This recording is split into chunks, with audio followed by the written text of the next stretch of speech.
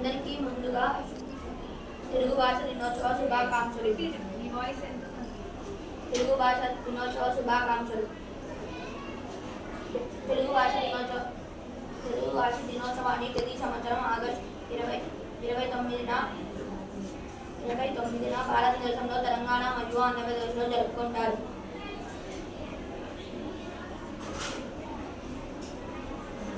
August 29న Gidugu Venkata Ramamurthy గారి జయంతి సందర్భంగా తెలుగు భాష దినోత్సవాన్ని జరుపుకుంటారు. పూర్వపు పరిశోధనల ప్రకారం తెలుగు భాష ప్రాచీనత 2400 సంవత్సరాల నాటిది.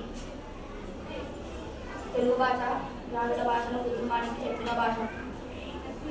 భారతదేశంలో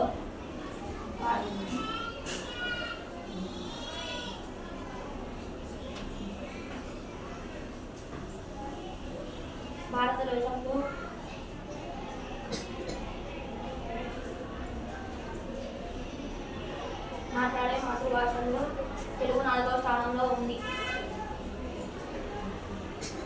తెలుగు భాష